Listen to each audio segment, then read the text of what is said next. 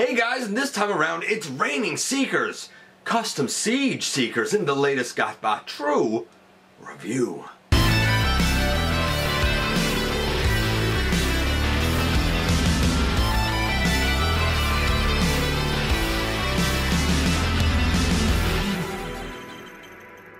Hey guys, welcome back to the channel. I'm your host, Dennis Moulton, aka GotBot. As always, please like, comment, share, of course subscribe, and while you're at it, that's right, man, hit that notification bell because it lets you know when content of all kinds goes up here on the channel. Everything from countdowns to stop motions to reviews like these. Check out Machinery of Man, the Everything Factor, Transformers Collectors, NL, the Autobot family, and have a look for me everywhere across social media. And yes, finally, at long last, I managed to get the Siege Rainmakers, which of course are a green, blue, and yellow use of the Siege Tetra Jet Seeker mold.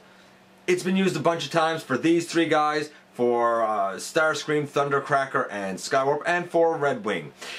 And perhaps of all of them, it fits these three lads the absolute best because they never left Cybertron and they never gave up their Tetra Jet form to begin with.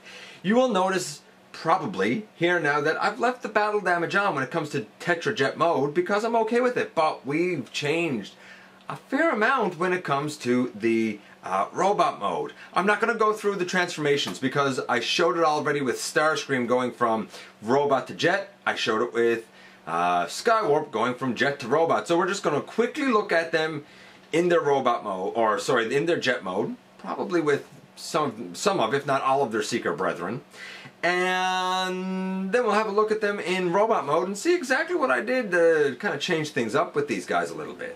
And yes, we are seeing triple by looking at 3 more iterations of the Siege Seeker mold. I'm not going to go through the transformation. If you want to see robot to vehicle, or plane, I suppose we should, Tetra Jet, there you go. From robot to Tetra Jet, I looked at that with Starscream in episode 545, and if you want to see from Tetra Jet back to robot, you can see that when we looked at Skywarp in episode 590. Nevertheless, we will begin and take a quick look at the box first. And here we begin with the Siege packaging, pretty plain up front, one name down bottom, one on this side, one on the other side. If we look at this side, we can see artwork of 3 of the Rainmakers plane modes. The other side just has our usual Siege artwork, and if we turn this all the way around to the back, we have the 3 Rainmakers back here, Acid Storm being the green guy, Ion Storm, often called Hydra Storm, being the blue guy, and down on the end, the yellow lad is Nova Storm, often mistaken for Sunstorm, who was a different character, and I believe by rights he's more orange and white than he is yellow. But I'm not going to pretend that for years and years and years I didn't think that they were Acid Storm, Hydra Storm, and Sunstorm myself. I certainly did. And those names would make sense. Hydra being blue and Sun being, well, yellow. And I've been given Siege super high praise for their instructions, and it's no different here. It's just one set of Seeker instructions. On the front of it, there's a picture of the 3 of them, like all 3, and they each have their own number, which I found very interesting. I figured the whole set would just have a number, but they don't, with Acid Storm being S52, Ion Storm S53, and of course Nova Storm is S54. But it's the same mold, so it's the same transformation. You'll also notice over right here, they show how to kind of flip back the thruster onto his back, and they show it to sort of angle up the wings a little bit, because in package, these 2 things like are incorrect, but done so he could be packaged, you know, I guess or they can be packaged in a suitable manner. So I like that it actually shows, hey, you have to do these 2 steps fresh out of package because he is slightly mistransformed. I tried to explain the front of the instructions with a picture of 3 of them. Well, you see it there. And here we have the entire Seeker squadron that I have so far. You will notice conspicuous by his absence is Thundercracker, though he is on the way as of this recording. And also conspicuous by his absence, Red Wing, who, as far as I know, does not yet have a release in Canada, if we get one at all. In this mode, man, not much to say. Either you like Tetra Jets or you don't. In this case, I like all three of them. The only thing that's a little off-putting in this mode is that we have the battle damage pattern exactly the same on all of them. I wish that that was varied up a little bit. Also, I have all three of these guys transformed completely correctly into their Tetra Jet mode, rather than raising the wings as I showed with Starscream and Skywarp, because these guys never had a regular jet mode. The Tetra Jet in its full glory is completely up their alley. Of course, since we're not going through the transformation, I'll talk about that more in a moment when we see them in robot mode, which looks like this. And I'm just gonna say it, that when you end up looking like this, life is still pretty good. Okay, so very, very quickly, right now I would say that the paint apps on these guys are, I'm going to say a 9.5. They're not a perfect 10, though they are now very true to the original animation. But the color matching is the thing, and depending on the light, either it's a perfect color match or it's slightly off. Here is the advice that I would give. You want to find something that is between a real blue, or like a royal blue, and a sky blue for Ion Storm. That's what I did for his chest, his forearms, and his legs. And like right now, I'm looking at it and it's slightly off. In the daylight, and spoiler, I'm recording this in the evening, in the daylight, that looks like it's an exact match.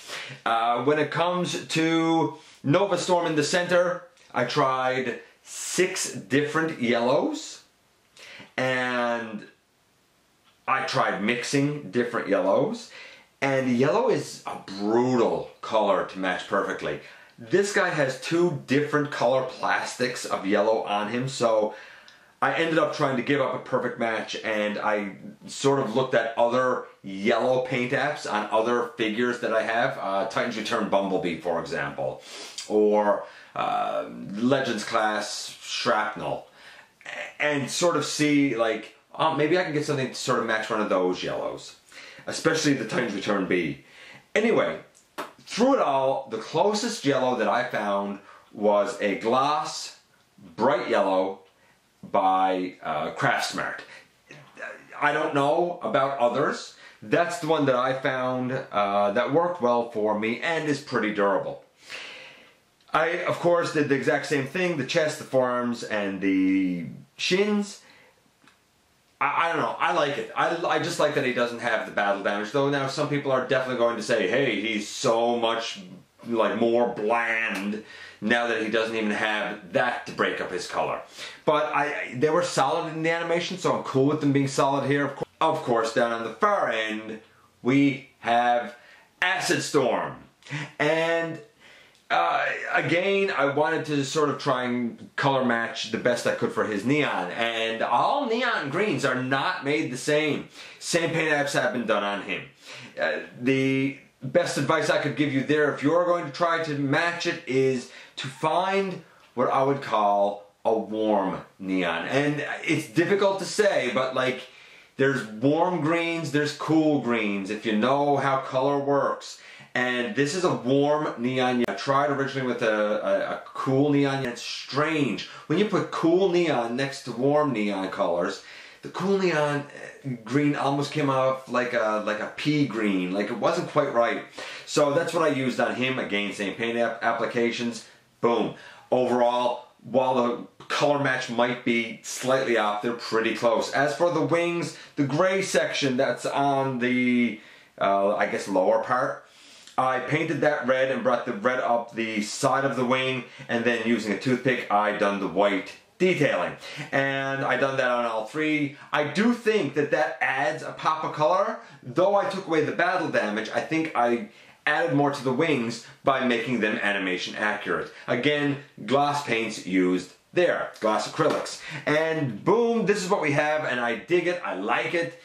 It's certainly good enough for me. In terms of the articulation, I said it was a 10 for Skywarp and Starscream. You can see poses here. It's still a 10. The transformation, I said, was a little better with Skywarp than Starscream because there were certain tolerance issues with Starscream, especially like these shoulder pauldrons pegging in place and unpegging. That was, it seems slightly more challenging on Starscream than Skywarp. So for these guys are more like Skywarp. None of this has to do with the chest piece. On all 5 of my copies, the chest piece is about the same. It's tolerance fine. It might pop off, it might not. But overall, and that includes Starscream, but overall, we're going to say that the transformation's an 8.5. So we have a 9.5 for paint apps. We have a perfect 10 for articulation. We have a 8.5 for transformation.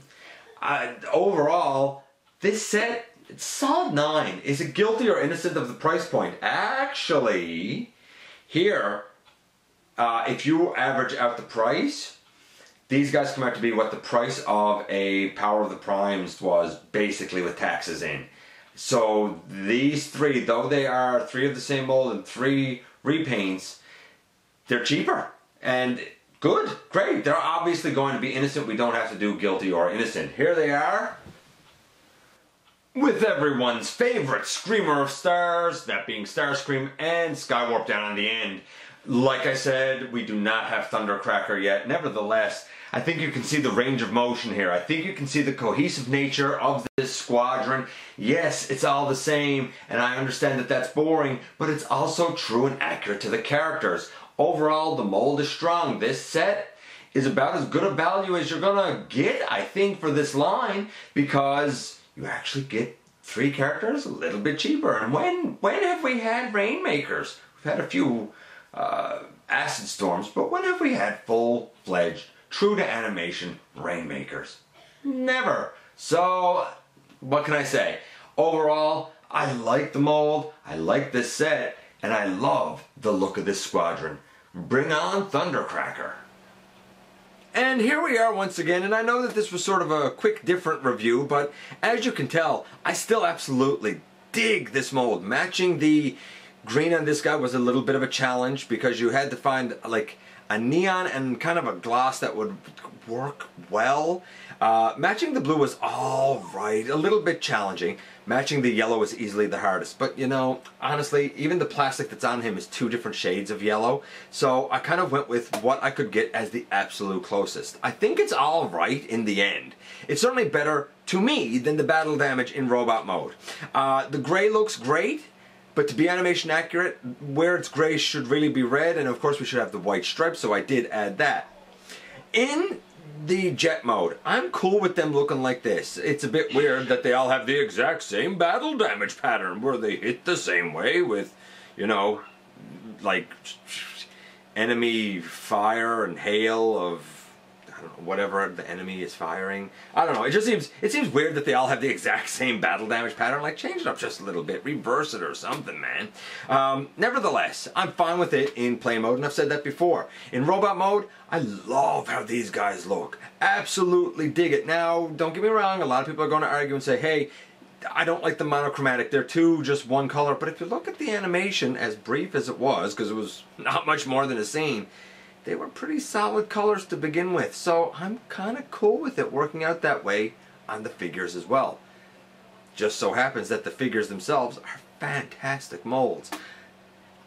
There's virtually nothing not to like here except for the monochromatic color. In terms of articulation, they're all great. In terms of transformation, they're all great, and that's why I'm very happy to add these guys to my Seeker and my Siege, and more importantly, my Decepticon collection. They're a great addition to the ranks. Anyway, let me know what you think about the Rainmakers. Did you pop for them or not? You know, I'd love to hear from you guys, as always. Please hit that subscribe button if you haven't done so already. If you're in a position to help the channel to grow, there's a donate link down in the description. Don't forget, somehow, some way, in some manner, you make a difference each and every day. And most importantly, know that I look forward to the next time that you and I get together, man, to have another visit either in the live streams, at the stop motion premieres, or the old-fashioned way, right here inside the videos.